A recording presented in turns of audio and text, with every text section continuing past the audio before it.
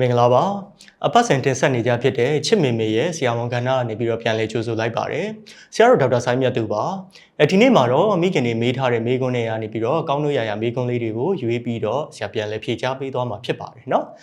အဲ့တော့ပထမအဆုံးမေးခွန်းလေးကတော့ဒေါက်တာရှင်နဲ့သမီးလေးက4နှစ်ပြည့်ပါပြီမူချိုစထားတော့မှာပါမိုးရာသီလည်းရောက်တော့မယ်ဆိုတော့မိုးရာသီမှာဖြစ်တတ်တဲ့ယောဂလေးတွေရဲ့ကလေးကျမကြီးနဲ့ပတ်သက်ပြီးဆောင်ရန်ရှောင်ရန်လေးတွေရဲ့ပြောပြပေးပါဆရာလို့မေးထားတယ်เนาะ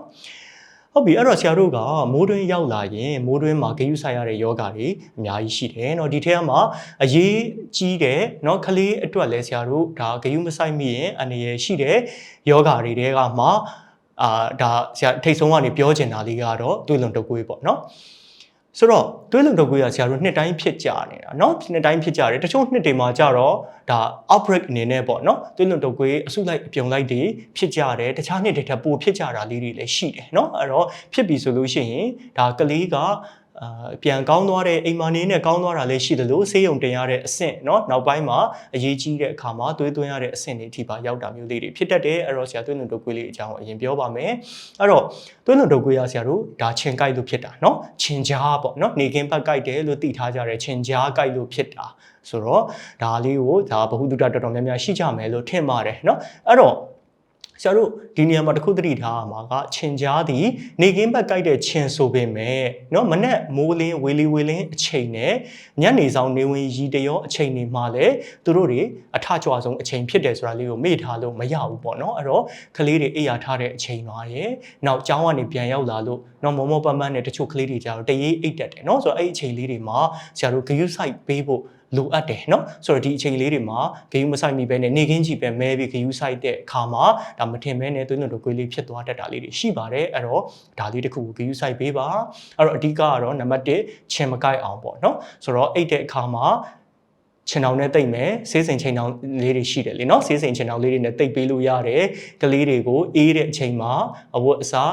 လက်ရှည်လေးတွေပေါ့နော်လုံလုံချုံချုံဖြစ်တဲ့အဝတ်အစားလေးတွေဝတ်ပေးဖို့လိုအပ်တယ်เนาะဒါခြင်မအောင်နိုင်အောင်ခြင်မခိုကတ်နိုင်အောင်ဆရာတို့အိမ်မှာလေဝင်လေထွက်ကောင်းအောင်เนาะအကယ်၍ပေါ့နော်ဂျောင်ကြတဲ့ဒေါင်းကြတဲ့နေရာတွေဆိုလို့ရှိရင်လည်းဒါခြင်မရှိအောင်ဂရုစိုက်ဖို့လိုအပ်တယ်အဲ့တော့ဒါခြင်ဘဝ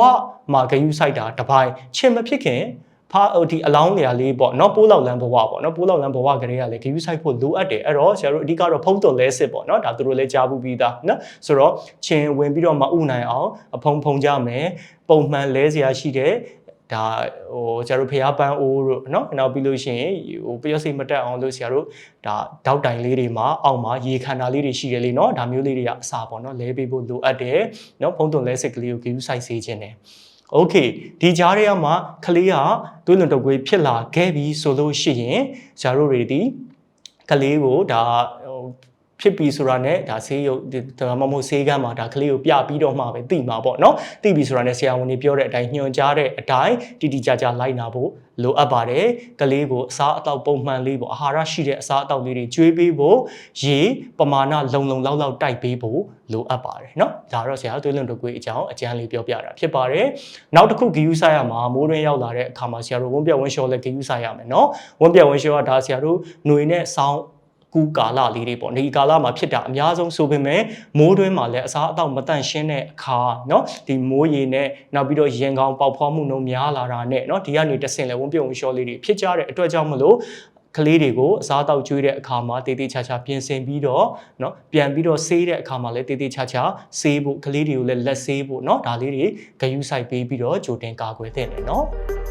မိခင်နဲ့ကလေးကျန်းမာရေးနဲ့ပတ်သက်တဲ့မိကွန်းလေးတွေကိုအပတ်စဉ်တနင်္လာနေ့တိုင်းမှာပြန်လည်ဖြေကြားပေးသွားမှာမလို့ဒီဗီဒီယိုလေးရဲ့အောက်ကမိကွန်းမင်းမီဆိုတဲ့နေရာလေးမှာမိကွန်းလေးတွေပို့ထားလို့ရပြီနော်